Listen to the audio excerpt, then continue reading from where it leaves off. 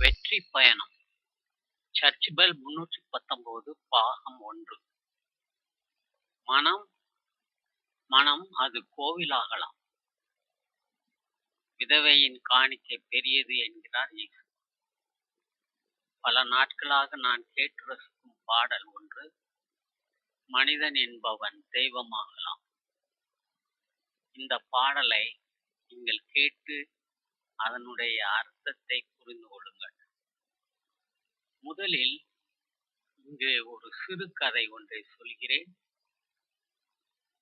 அது உண்மையான சம்பவம். 1969 முதல் 1970க்குள் இது நடந்தது. இந்த கதையை கேட்டால் நீங்கள் அனைவரும் மகிழ்ச்சி அடைவீர்கள். மீண்டும் மீண்டும் இதை கேட்க ஆசைப்படுவீர்கள்.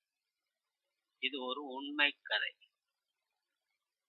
1969இல் BA பட்டப்படிப்பினை முடித்த நான் என் சொந்த ஊரில் இல்லாமல் வேறொரு ஊரில் பெற்றோர்கள் இருந்ததால் அங்கே தங்கியிருந்தேன். அங்கு யாரையும் எங்களுக்கு தெரியாது. எனது வீட்டு வேலைகளை மட்டும் செய்து கொண்டு வந்தேன். நான் வேலை இல்லாமல் இருப்பதை பார்த்து பலரும் என்னிடம் கேள்விகள் கேட்பார்கள். நான் எந்த வேலைக்கு தகுதி என்பது எங்கள் வீட்டாருக்குமே தெரியாது. முன்பின் அறிமுகமில்லாத ஒரு பெரியவர், பெயர் முத்து, என்னிடம் என்ன படித்திருக்கிறாய் என்று கேட்டார். BA எக்கனாமிக்ஸ் என்றேன். அந்த நகரத்தில் உள்ள ஒரு பெரிய கோவிலில் அவர் அறங்காவலராக இருப்பதாகவும் என்னை தேவஸ்தான அலுவலகத்தில் வந்து சந்திக்கவும் கேட்டுக்கொண்டார். எங்களிடம் கணக்கியல் வேலை காலியாக இருக்கிறது. கோவிலின் ரசீதுகள் மற்றும் பணம் செலுத்துவதை நீங்கள் கணக்கில் வரவு செலவு பதிவு செய்ய வேண்டும். நீங்கள் வங்கிக்கு செல்ல வேண்டும் மற்றும் அந்த கோவிலுக்கு வரும் அத்தனை காணிக்கையையும், பணமாகவோ நகையாகவோ வரும் அத்தனைக்கும் நீங்கள் தான் பொறுப்பு. கணக்கை பதிவு செய்ய வேண்டும். அப்படி பதிவு செய்து எங்களிடம் ஒப்புதலும் பெற வேண்டும்.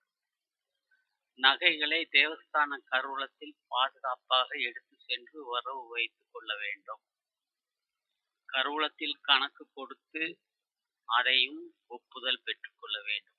இன்று முதல் உதவி கணக்கு பிள்ளை நீங்கள். முதலாக அந்த பதவியில் சேர்ந்ததும் எனது மகிழ்ச்சிக்கு எல்லையே இல்லை. ஊழியர்களின் சம்பளம், வாடகை, EB, டெலிபோன் பில்கள் மற்றும் இதர பில்கள் ஆகியவற்றை செலுத்திய அத்தனை பரிவர்த்தனைகளையும் கணக்கு வைத்து வாராந்திர இருப்பு என்ன என்பதையும் கணக்கு காட்டி நிர்வாகத்தினரிடம் ஒப்புதல் பெற்றேன். அந்த குழு உறுப்பினர்கள் என் வரவு செலவு அறிக்கையில் மிகவும் திருப்தி அடைந்தனர். அனைவரும் என்னை பாராட்டி எனக்கு தக்க உதவிகளை செய்து கொண்டிருந்தனர்.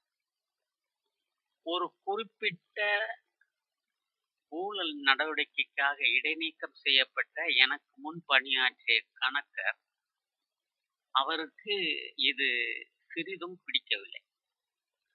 அறநிலைத்துறைக்கு என்னை பற்றிய விவரங்களை, அதாவது ஒரு கிறிஸ்தவர் எப்படி இந்து தேவஸ்தானத்து கணக்கு பிள்ளையாக பணியமர்த்த முடியும் என்று ஒரு புகார் கடிதம் எழுதி அனுப்பினார்.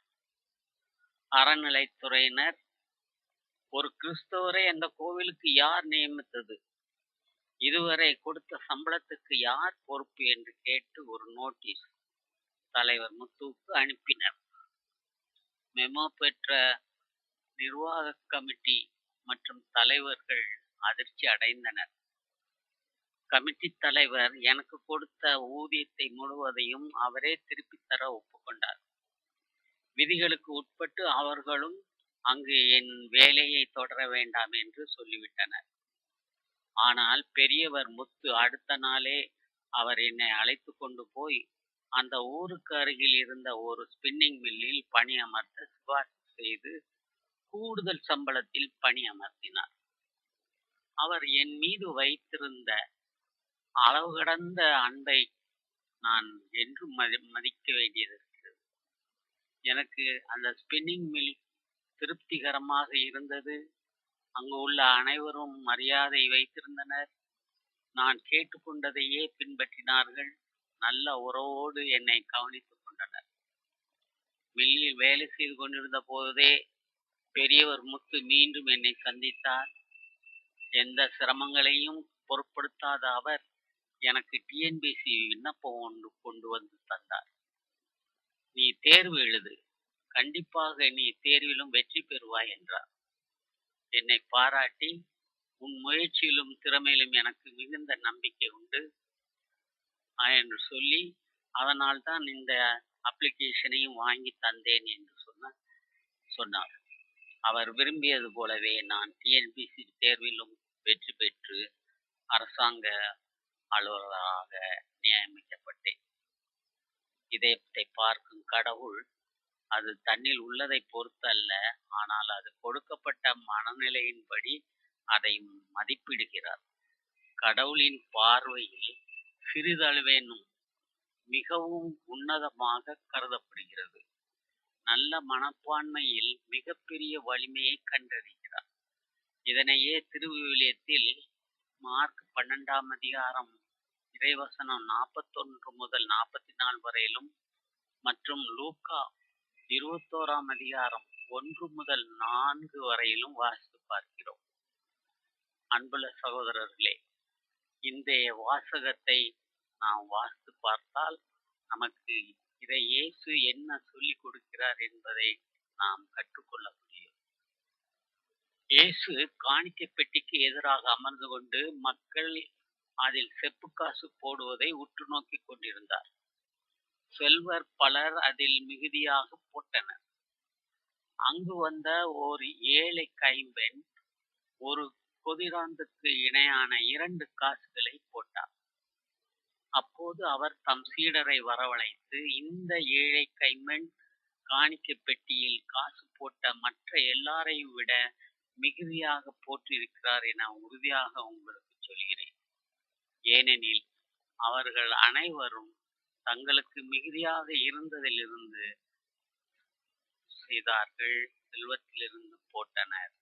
இவரோ தமக்கு பற்றாக்குறை இருந்தும் தம்மிடம் இருந்த அனைத்தையுமே, ஏன் தம் பிழைப்புக்காக வைத்திருந்த எல்லாவற்றையுமே போட்டுவிட்டார் என்று அவர்களிடம் கூறினார். இந்த கதையை கேட்டால் பெரியவர் முத்து ஒரு கிறிஸ்தவருக்காக ஏன் அவ்வளவு இன்னல்களையும் இடர்பாடுகளையும் ஏற்றுக்கொண்டார் என்று நாம் தெரிந்து கொள்ள வேண்டியது.